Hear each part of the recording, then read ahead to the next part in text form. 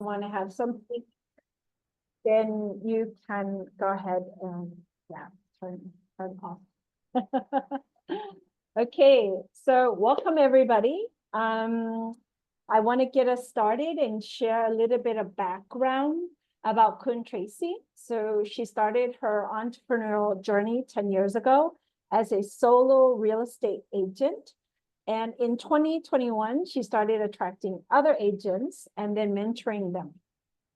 Currently, with 8 members on the team, Tracy is now dedicated to using her knowledge and expertise to empower others, helping them to find fulfillment and accomplish their aspirations.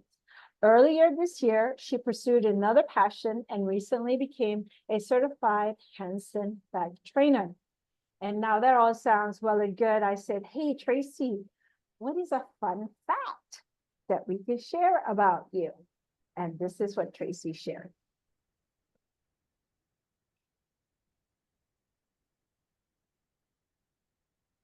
She said, back in 7th grade, not only was I far from being extroverted, but I was also a shy, nerdy kid with very little confidence. And she shared a photo of her from when she was in the 7th grade. This is very impressive, by the way, Tracy. You have an idea of yourself from the 7th grade. I thought, why not? This is the best way, very efficient to do ice breaking. Yes. So I didn't want to make you feel lonely. So this is what I have. So this is me. I believe I'm around 3 years old. I'm at the zoo with my mom. And on the other side of this is animal cages. So as you can see, I'm feeling a bit shy and insecure as well, like, because I didn't want to stand there and take a photo. I just wanted to quickly walk past. But now it's a very different me, because usually when I walk down the street, if I see somebody's pet, I always want to touch them. So there you go.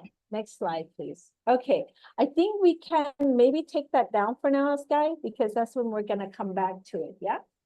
So we're just going to have like a casual Q&A now with Tracy.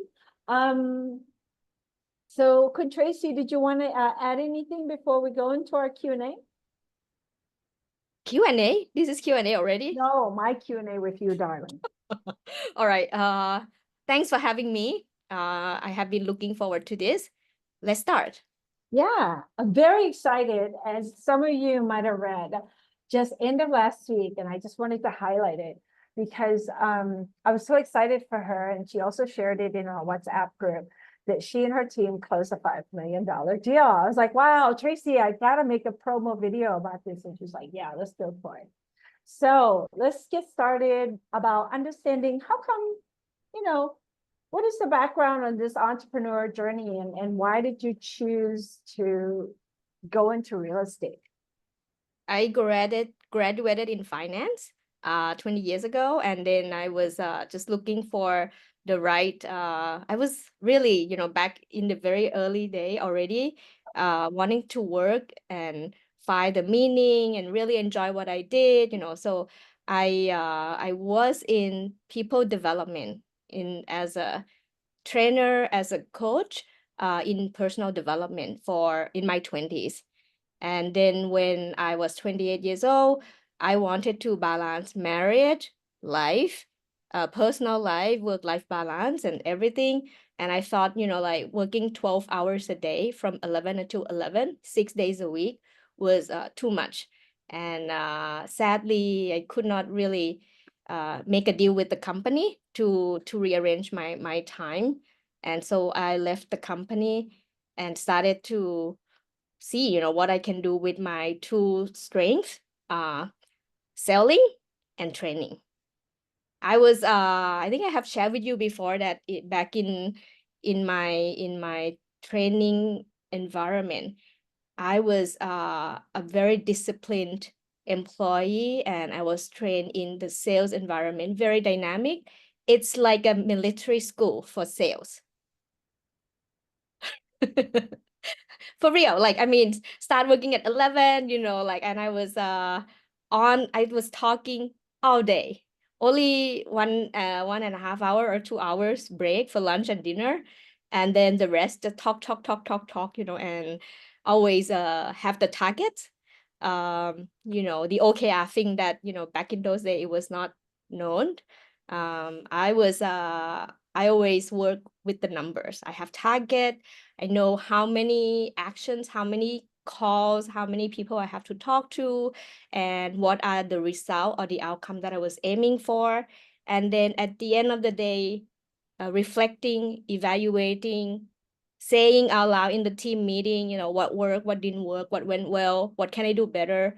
And that was my habit. And I did that for almost 10 years. Wow. Mm. Nowadays I struggle to get people who are like late millennials and Gen Z to want to actually speak on the phone. Really? I love talking on the phone. No, not young people don't love it. They have a hard time. So it's a interesting that you always love talking to people, but even in our networking meetings, I always notice like you're very outgoing. So for you to share that photo and tell me that you were shy and a little bit insecure as a child, it's like that's what I found like, wow, it's so different from this person today. It was Why? Yeah, sorry, go ahead. why? What? Why real estate? Like of Real all estate. the different things you could have chosen as a profession in finance, right? Because what if you went in investment banking? I did, Um, I did not like, like in my before I graduated, 1 year before I graduated, I went to my what do you call my professor and said that I really don't like finance. I don't want to be working in banking. Can I change to marketing instead? I think that's a more fun and more dynamic for me. yeah. And my professor convinced me, oh, you don't need to do that. You can just push through it, you'll be fine. And I was very much really attached to my girlfriends in that time, like a gang, like Oh, in the college. you had a group of So I, gal so I pals, tried to right? push through. Second honor. Uh, if I was in marketing, I'm sure I would get first honor because I did my very best. But because I really had a resistance, I didn't like uh, those. I don't like that background of like finance, investment banking. It wasn't me at all. Never. But But anyway, you asked me how did I come into real estate, I choose real estate, right? right? Could be Uh, many things, right? Even besides the whole finance investment side.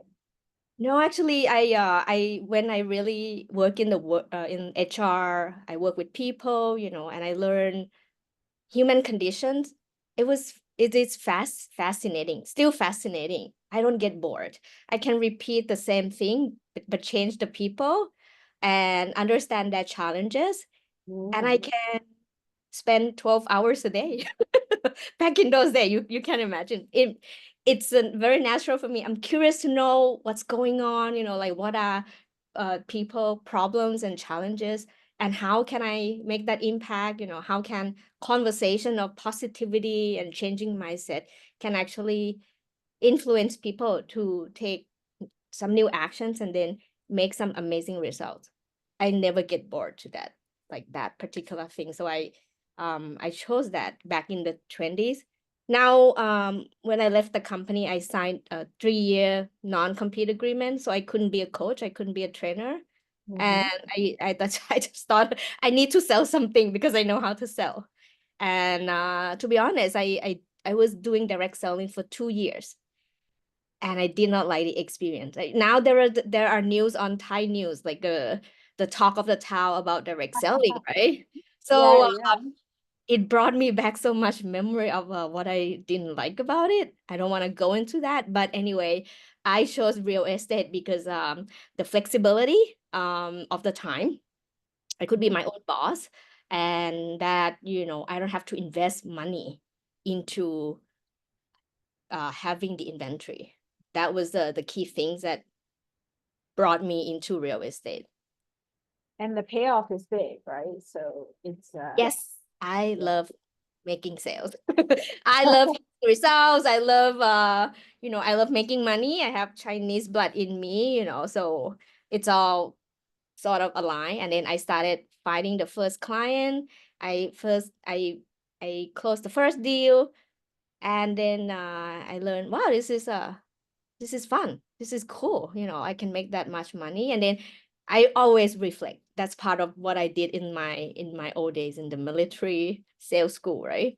The sales Always, group. I always know my conversion rate.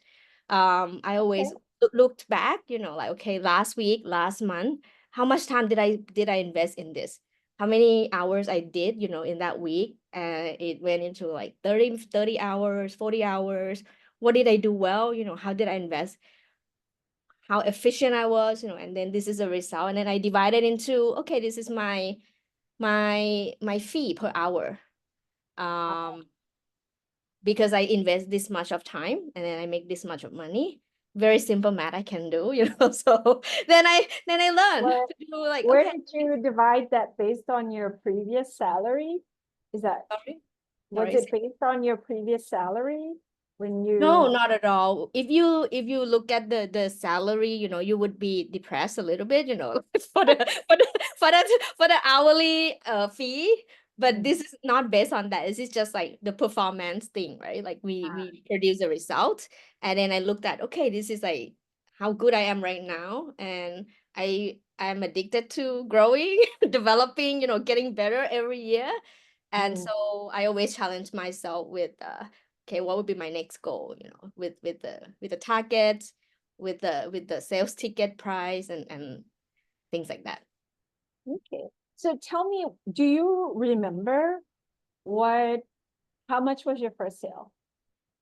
Just How much curious. was my first Yeah, sale? yeah. How much? It was a rental, because when I started, and I think just like a lot of salespeople, we Mm. started with whatever resources we have, right? Whatever that is easier, like to get started with. And if you are a real estate agent here in this meeting room, you would Mhm. agree with me that, okay, just do the whatever that is easiest, whatever that is um Low hanging possible fruit.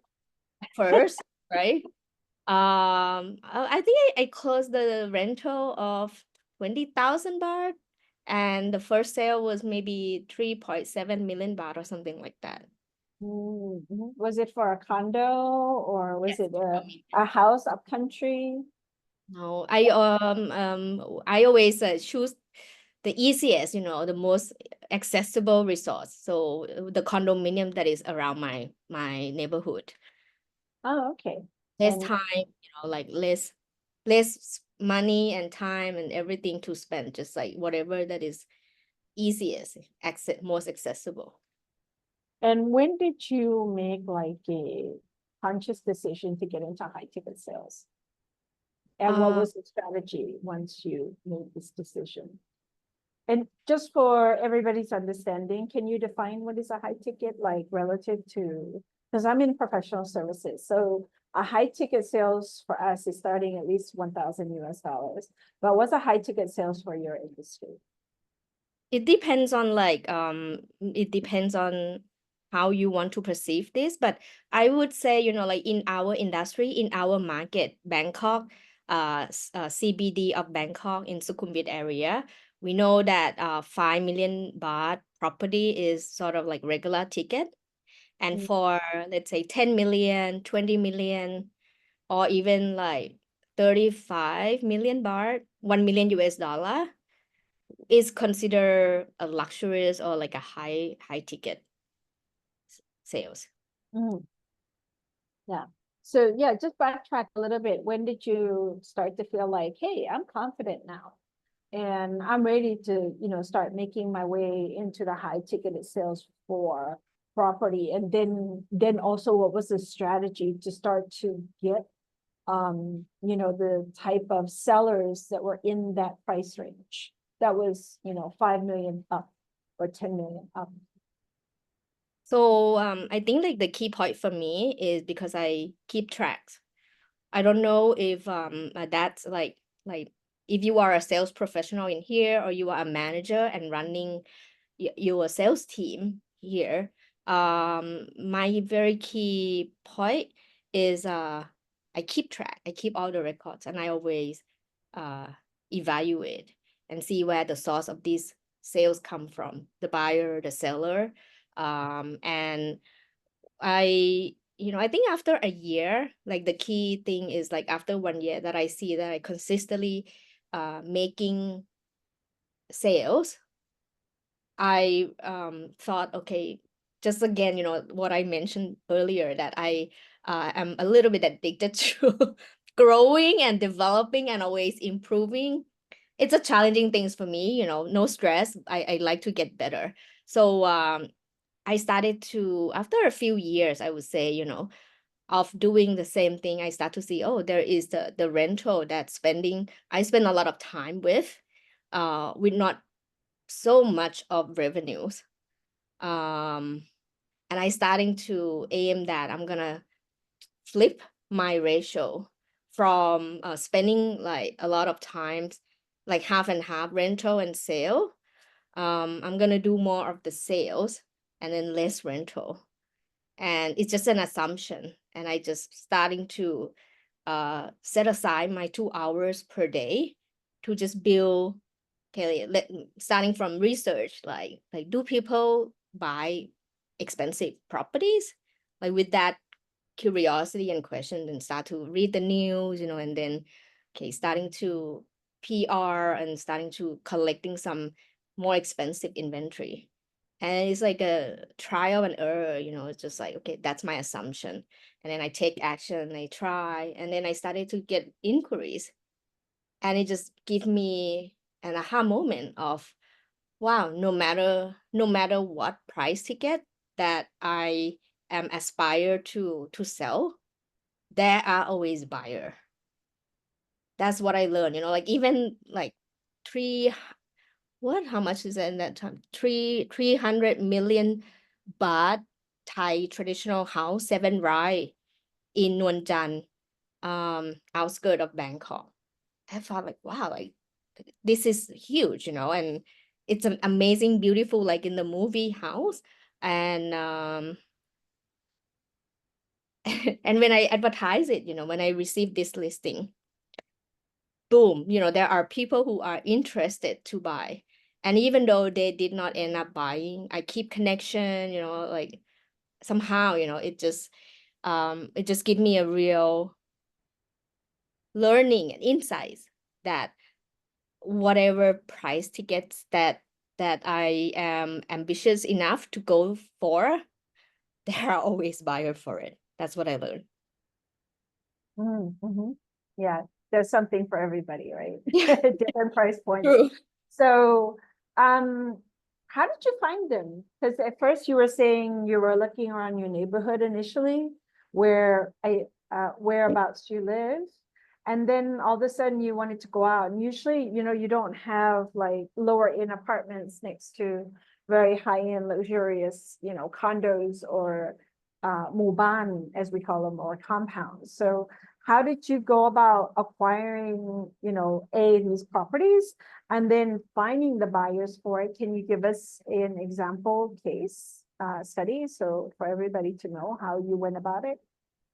Um, it's important for us as a sales professional to have a unique selling point and know our specialty. I don't know, like maybe it's difficult for me to talk about other industry, but in general, as a sales professional, it's very important to know your strength, know your specialty, so that when when we are PR or promoting like that I am an agent that is very good in this specific properties, residential property, luxury properties, or a house in this neighborhood with this price range, then when I even posting like consistently on those listings, it just bring the buyers or people to perceive that I am the expert in that particular sector, right? Then I build that for quite some times, and then I start to get referrals. I think um that's the key things here, like I get a lot of referrals, maybe because of, in Thailand, unregulated market in real estate market, it's a mess. It's unorganized. and people are sort of like buyers and sellers need to look for the real deal and the real agent that are professionals, that are dealing with, you know, good communication, understand what they want, honest, transparent, and, you know, and very clear about what we can do or we cannot do, and can really be straightforward with the clients, you know, like don't waste that time. And that has been around, you know, like what I build as a personal value, and as how people perceive me as an agent. And I think after a quite 1, 2, 3 years, I start to get a regular referrals every week, that the high ticket fell on my lap, you know, like an old friend that is an accountant know about someone who wants to sell a very large expensive property, introducing me. And then when I know that that kind of opportunity came, I prepared so much to have the first meeting and to present myself and to say why they should go exclusive with us, and that kind of um and that's how it started, you know, and just keep repeating, keep planting that kind of opportunities, and I just keep receiving referrals. Can you tell me, what is it, do you think is, what are like the key criteria of serving a high ticketed client? Like you said, there needs to be trust, there needs communication. Are there other things that comes into play for you and your team? They want to speak to agents and sales expert, that number one, really an expert in the field. So if you are a newcomer, maybe, I don't know if they're gonna want to work with that, you know, like they want to work with someone who have some insights, and the valuable and useful information that I share are like, you know, I always very upfront in the conversation. When I got the referral from my friend, I say, you know, I'm my specialty is this, and I know this is what you are looking for. Perhaps I'm not the right person. You know, like sometimes I say that in the very beginning, if I see that, you know, I may waste this person time. And I would do that because I want to honor and respect the relationship of my friend or my previous client that introduced this person. I don't want to ruin that connection. So I want to make sure that you know, I know what I'm doing, I know what I'm talking about. Um and I'm a real deal. You don't talk to someone who just, you know, like don't know what's going on, and that I'm not gonna waste your time. I think That's that's so always true. has been my. Yeah, that's good. I think that's really important, because then people know that you're very honest with them from the get-go, right? So I wanted to go into about, because in the business of sales, there's always rejection. So what are some of the ways that you address that? Whether it's like you want to sell the property for somebody, or you had proposed the property and you got rejected. It's the rejections is it's part of the game, and we cannot avoid it. We can only make peace with it and getting better to understand why they reject. You know, it's again, you know, like what I mentioned, that we want to be that agent that is the consult for them, that can really help them, right? So for that reason, um you know what, I lost my thoughts, and that happened a lot. Am About I rejection, already? about rejection, like what happens? Because maybe you just turn it off. You're like, I can't handle rejection. Oh my God. Objections. We're talking about, we are Like talking getting, about yeah, when they objections, right? objected, what they can object to certain things, right? About the property itself, or they try to negotiate, or they outright reject. There's different ways, things happen Well, during okay. the course of a sale. Thank you for your help for the linkage. We want to understand why they reject. I always want to find out the real honest reason why they reject. Is it because they don't want anymore? Is it because their plan changed? Is it because they just don't like our price? Is it because they don't like us? Like whatever. I try to It get happens. like the real, it happens, I'm not everyone cups of teas. So and you cannot be everyone cups of teas, and the clients too, like if you understand from the very beginning why they want this, and you understand their motivation in the first place, it makes the connection as a salesperson to help the client be strong. And then once you do whatever presentation you do and the client say no, then you know you want to understand why they object. Mm, And I think it's the skill of like being able to ask people mhm, to get the honest answer without being inappropriate. mm. So yeah, I think this is a little bit of the, understanding how to ask questions of the prospective buyer, right? To understand if what they say is truly honest, because usually there could be, well, not every time, but usually maybe there's multiple people involved in that decision, especially, if it's a high-ended household, right? You may have, maybe the wife is looking at the property, but then she needs to kind of like pitch the idea to her husband or the kids, or if it's multi-generation homes, those kinds of things could, it means there's just so many people taking into consideration, and maybe also they don't want to tell you everything that's happening inside their household or discussion about this property that you had proposed to them. Yeah, I think like very important part is like don't take it personally, and we tend to do that very easily. Mm, Uh, and now I'm also starting like the B2B sales as part of my like my trainer journey. B2C is different, like when people reject or give you objection, they give it quite very explicitly. And then when they are very straightforward with you, you can deal with it easily, whatever objection it is. But when it comes to B2B, and then they just don't respond to your email, they just gone quiet for 3 months, and whatever. And it happens, right? We just have to understand that language. Like, what does it mean? Does it mean, without taking it personally, and know that that's their pace. It mm, doesn't take them 2 days, take them 2 months to process, to respond to you. The objection is really is it's for me, I don't hear objections. I just try to understand what is it that the motivation that they want.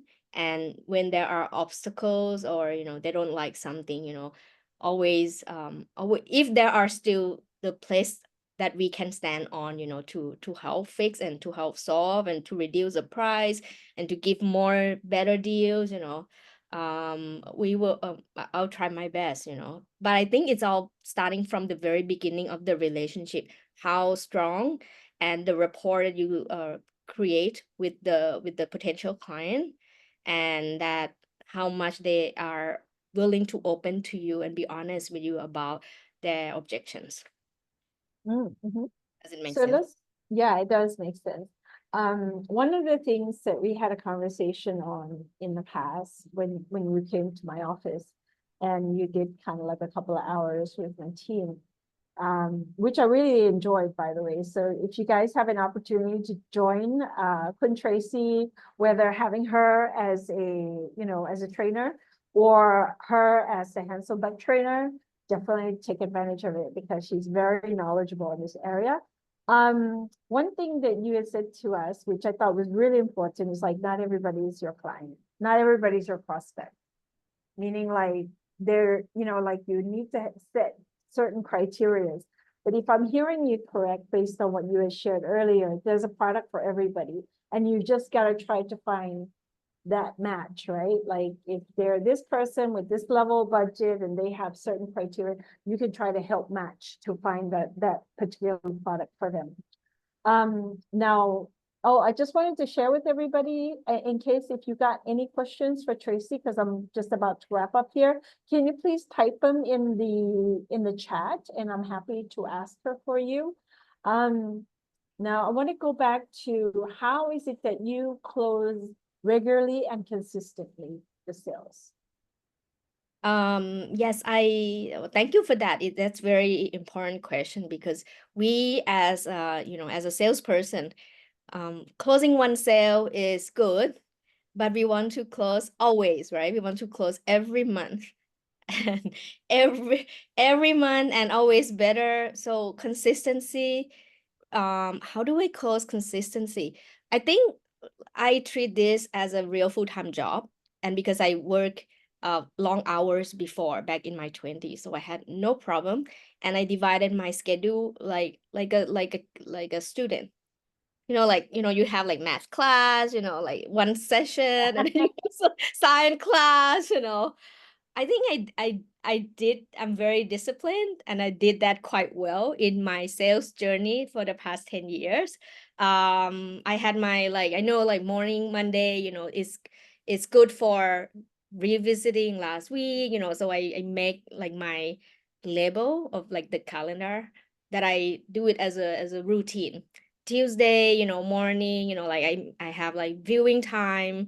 This is a good time, Tuesday, Wednesday, Thursday, like that. And even Saturday morning, I try to have like have day off, like if you are a salespeople, salesperson, please have some day off.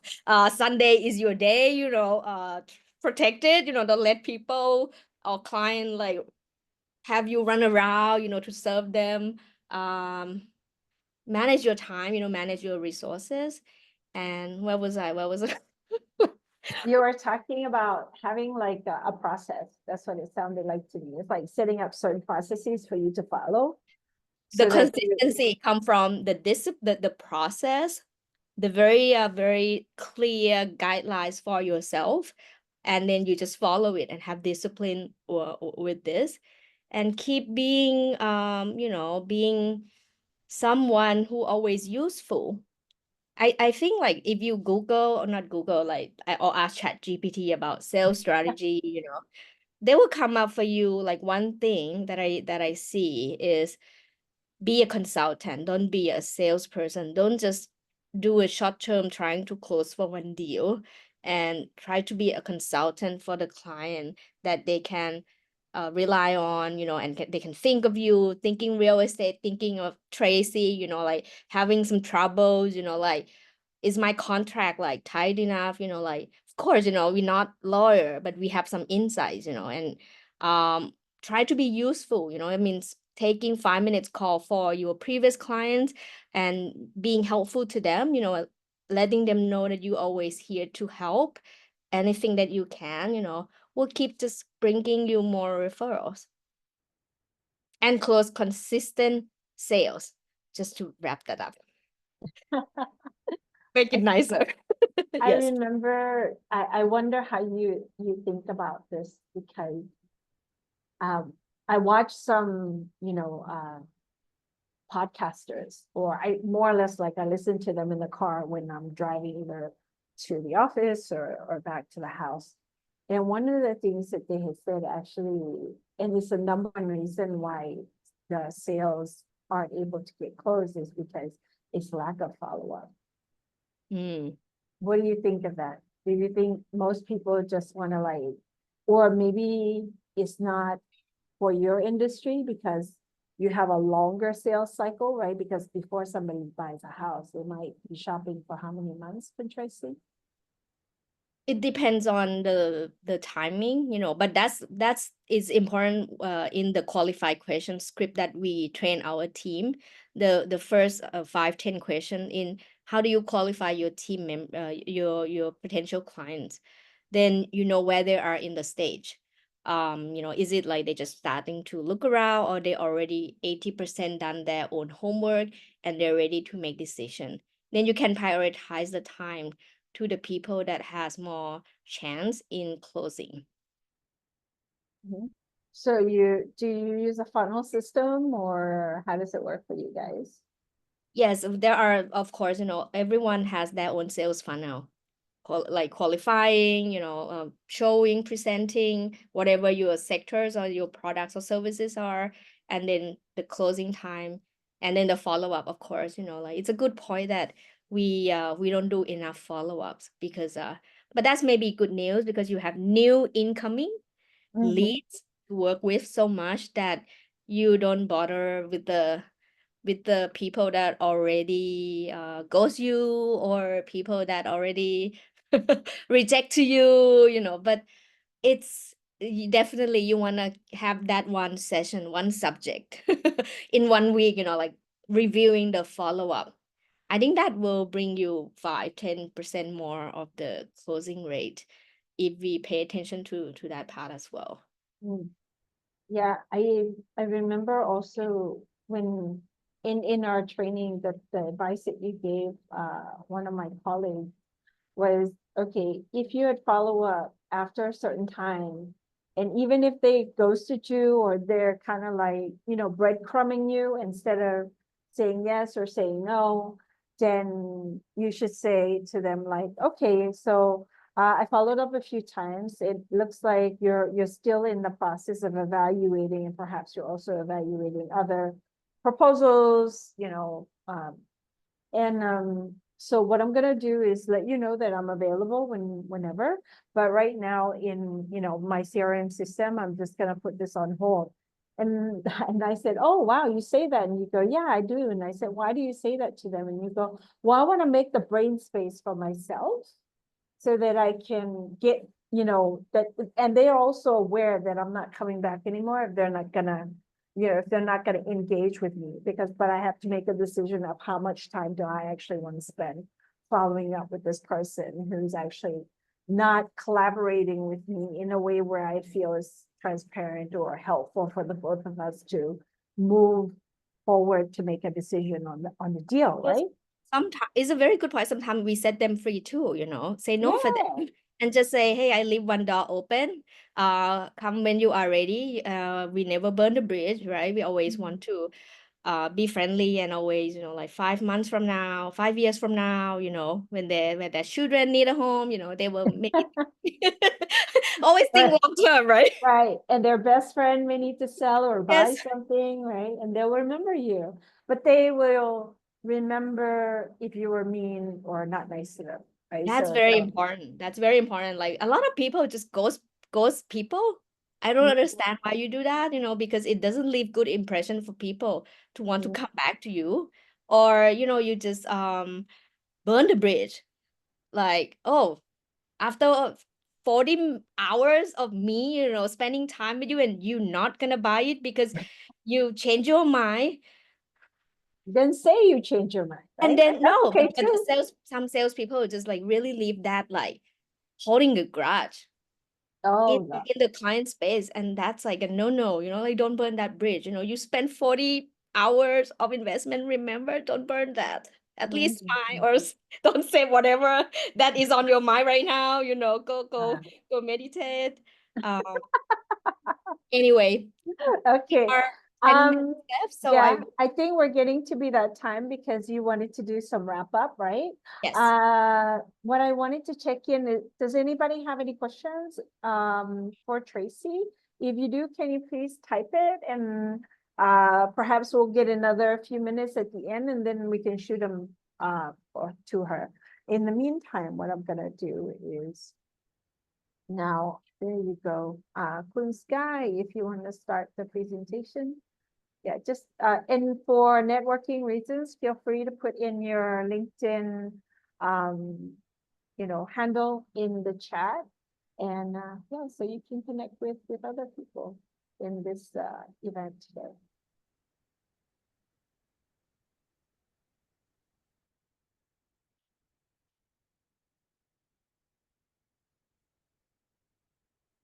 Okay, so I just want to do a little bit of a wrap up, key takeaways. And so this is the picture of my team members. I'm proud of them. It has been a real privilege to mentor these amazing people.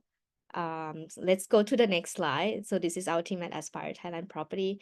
The source of success is case. I just you have already learned a little bit that I'm forgetful. And I just jot this down so that I can talk a little bit about the, when people think about the strategy for high ticket sales. I got a couple of questions like, how do I get the leads? What are the technical ideas? What are the channels that I use? And really, I'm not an expert in this. You should talk to Kun Nui Pachari from Brandnow for how do we generate like B2B or B2C leads from the social media and from all of that. But for me, I can just only say what works for me, which is, of course, we do paid advertisement on those marketplace for the real estate, but that's like 50% of our leads. But the successful cases, when we looked back, it is really from referrals, like the Rama Tree House. I closed this 4 months ago, and the seller, came from referral, like a friend of the owner just recommended me, and they don't use anyone else. So and then we closed within 3 months.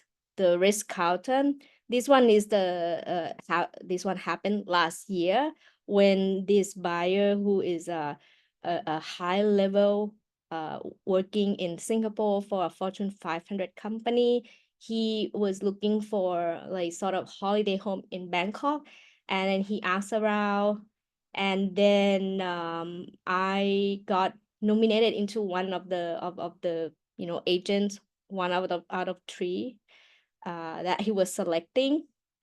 And I asked him at when the sales already went. Here's the thing, like the person who recommended me were the person that I engaging with. He wanted to buy a condominium, and I gave him some consults. End up he did not buy from me, but that was like 2 or 3 years ago. That was like the seed that I planted, and then it came back that he, without knowing, recommended someone who recommend me to this big boss in Singapore. So I get to close this sale, and I feel grateful for it. And I also asked him, hey, you work in a very like Fortune 500 tech company. Why didn't you go on YouTube, when you wanted to buy a property in Thailand, or on Google or on that? And he said, yeah, I did. I did some search, and learn and saw a lot of videos that people make. But when it comes time to purchasing, I want a recommendation more than anything else. And that was a good key learning that I learned, when I interviewed him after a successful case. Saturn condominium. This one I also got a referral from a friend who know the owner want to sell. I still haven't found the buyer. If you know someone who wants to buy a condominium for $1 million US, please be in touch with me. Commercial building, $5 million US. This one that Kun Nui mentioned in the very beginning, we closed this, we secured the deal just last week, and it's actually the biggest deal that we have ever closed. This one also came from a referral. Someone know the owner who is looking to sell the property, and then we went in, and we secured the contract, and then we found the buyer and secured the deal within 3 months, which is quite amazing experience. Now the ultra luxury $30 million US. I haven't closed this one. This is actually sort of the example that I want to share, that someone that I met in a networking event just contacted me and wanted to introduce me to this project, the seller. And I looked at my profile, I looked at my clientele base, I looked at the location and everything. And I thought to myself, I don't have the buyer for this project.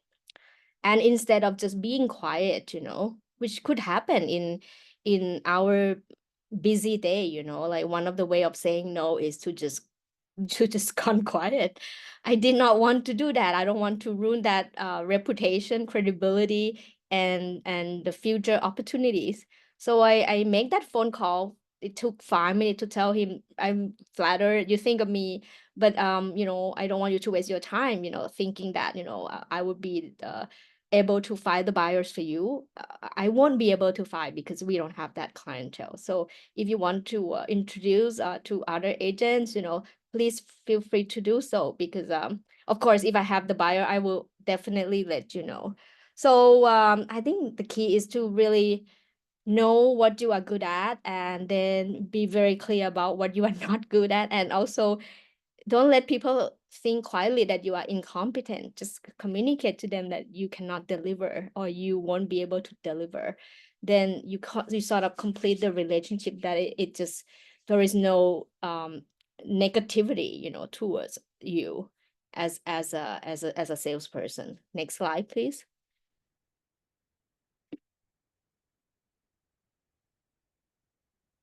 Do I click? Oh no. So my key learning is you always have customer for all sizes of the ticket, and always keep your conversion rates and always improve on that. Manage your resources well. The time is the most important resources for a salesperson. You need to have the very clear criteria, what kind of clients you want to go after. While maintaining your cash cow of the regular size ticket, always allocate 20% of your time for the bigger projects, and always nurture your connections. Next slide, please. So when you go to networking events, you know, you just make connections and be useful, you know, and try to help. And, you know, that's just for me, but maybe in your sector, in your products and services, that might be different. But I want to say that, you know, personal connections rules. I like these kind of leads because they are good qualities. And, you know, be precise in your specialty, be effective in your communication, always manage expectation with the people. And, you know, if you thinking about it, you're not sure, let them know you are thinking about it, and you will let them know within the next 4 weeks or something, you know, so that way they don't be wondering, you know, that you are forget about them, or you're just not competent, or you don't let, you know, if you can manage it, do as much as possible to manage how they perceive you positively. Always end well in communication, including the unsuccessful cases I have shared earlier already. Next slide, please. Understand your ecosystem. This is very important. You know, sometimes when like I mentioned before, that I don't really I don't think I can serve this client with that inquiries. I know my ecosystem. I have agents, co-agents, partners that good with this, you know. Sometimes I just say, you know, like, I know someone who's a reliable agent.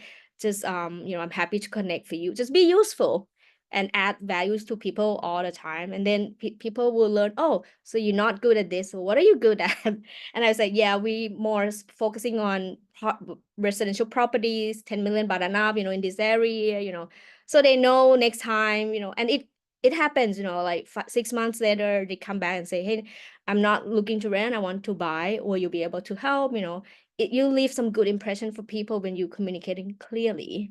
Always aim for fully active recommendation. We talk about this in my Hansenbeck training things, you know, that one of the content is, when we serve client, the ultimate goal that we aim for is that people will like your service, that they want to recommend their friends and families to you. And that's how I train my team members in serving each interaction and having each interaction with the client.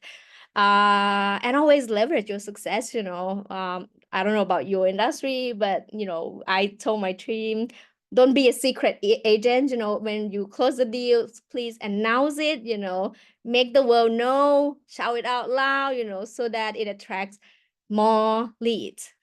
Lastly, you know, you always want to find joy and purpose and positive meaning behind all the activities that you do, all the, you know, like networking events. I'm still not extrovert. I don't feel like extrovert. You know, it takes me every time, you know, like before this session, I have to prepare my mind, you know, like I'm gonna be out there, I'm gonna be communicating something, you know. But you know, you always want to find some joy and purpose in in each activities that you do. And this is the example of I got this email from a gentleman, that I met at a networking event 2 weeks ago. Well, I mean, he's not gonna be my potential buyer. He won't be buying properties here in Bangkok. And he said he already has some properties in Pattaya. And I mentioned in that interaction with him 2 weeks ago in the networking event that, well, if you are looking to rent out, we don't serve in Pattaya, but I am happy to recommend an agent that is reliable in Pattaya for you. Let me know. And then 2 weeks later, he just sent me this email. So this is a good opportunity for me to be useful and to add some value without thinking what I'm gonna get back in return. So it's like the BNI day with the giver's gain. Next slide, please. Okay, I'm almost done. We are 3:02. I will be done in 2 minutes. You are the brand. You are, whether under any company, you are your own brand. What are you good at? Like with this, as a salesperson that you are representing, you want to be clear and to always communicate consistent who you are, your value, and your brand in all aligning, so that people will start to remember and perceive you as that agent or salesperson that are good at this or that. Make peace with all the failures and mistakes. We talk a lot about success. Conversion rate is like 10%, 2%, 15%, but how about those 85% of the other side that we are not successful, right? We need to, with the client, with ourselves, we need to also make peace with it, so that, you can really, how to say, you can move on powerfully for when you continue, you don't get stuck with failure. That's what I mean. Again, I want to emphasize for communicating clearly, powerfully, to your client as well. If you cannot make it happen, make peace, make a completion conversation with that person. And at the end, it's I say discipline rules. If you are putting in enough of the plans, what is that? Not the plans, the seeds, you will enjoy the outcome that is happening. I can guarantee that. Next slide, please. So talking a little bit, of course, there are call to action. I have 2 call to actions here, Number 1, if you are interested in learning more about how I can help you or your organization or your sales team, I am a certified trainer of Hansen Beck, and we do coaching, training, consulting. Next slide, please. My very first call to action is that, November 18, our company will have a public speaking training with AI. Next slide, please. And I won't be the trainer, but my colleague Harry, which is an award-winning speaker, he's UK. He will be flying into Bangkok and help his client on the public speaking. And so he gave us one afternoon as well, so that he can train on this. It's gonna be 5,000 baht. But we give a very good deal that, with this ticket that you interested and you register, you can bring 2 more people without any charges. Your colleagues, your friends, come and learn from the best. I will be there as well. If you are interested, scan at the QR code here. So this is a buy 1, get 3 seats. Correct. Shefa. Yes, I hope to see you there, Kunoi. This is gonna be great. All right. Next slide, please. That's it. That's me. Let's stay connect. I'm on LinkedIn. Thank you for having me. It's a great 1 hour spending time sharing my insights with all of you. Thank you, Kunui, for giving me this 1 hour, full hour of highlight and attention. Oh, okay. Shalini just sent a message that, oh, she's sorry for missing out a big part, but love about the tip on following up, and thanks Tracy for your stories and giving deeper insights, including sales stories. Your key lessons, loved it. She loved the sliding stuff. Okay, so yes, and thank you for accepting the invitation to be our speaker. So, and I just want to remind people, so can we go to the next slide? Want to remind you that this is our marketing meetup. We're doing a survey. It's open now between now until the 30th of November. And I think we have webinars that are like planned between now all the way up to March. And so we're looking for new ideas on what to organize, subject that's gonna, help you guys in terms of marketing, PR, comms. Like we don't specialize in sales or closing sales, which is the reason, but it did come up in the previous survey. And Tracy and I had this conversation, and she was the one who said, I don't do general sales, but I can talk about high ticketed, sales. And we had a lot of people, very interested in it. So love to get your feedback. I believe that there's only about 10 questions, right, Sky? I think so. This guy and I went through this, and he's the one who made the Google form, and that will help us to narrow down. Thanks, Horia, for joining. Thank you, Cheers, for joining. And our next event is gonna be on the 12th of November, which is about zero budget marketing, and also on the, sorry, this is oh, okay, here we go. 12th of November, and then on the 26th, we're going to be talking about ESG, the benefits of being a company with an ESG program. And we're also going to present to you some case studies which the team researched, and we're going to share that. Actually, the research was done a few months ago, and it was shared to that client, but now we're able to share it publicly. So I just wanted to let you know. And that poster is going to come up in Brandnow, Brandnow.asia, in our Facebook, and as well as in our e-newsletter. So for everyone who signed up to join the webinars, we will automatically add you to our e-newsletter. Now, if for whatever reason you don't find the content to be suitable for you, or you moved out of Bangkok and Thailand in general, then please feel free to unsubscribe. Thank you, everybody, for joining today, and I hope you got lots of good stuff from Tracy and myself. Hey, what's up? The QR thing, when you click on the zero budget, that's what it's showing up. Oh, yeah, just to let you know. Yeah. Thanks for letting me know. Sky, is it published? I know Sky. Sorry, Okay. I can't hear you, Sky. You need to turn on your mic in the webinar. She's in the next room. Sorry, what did you say?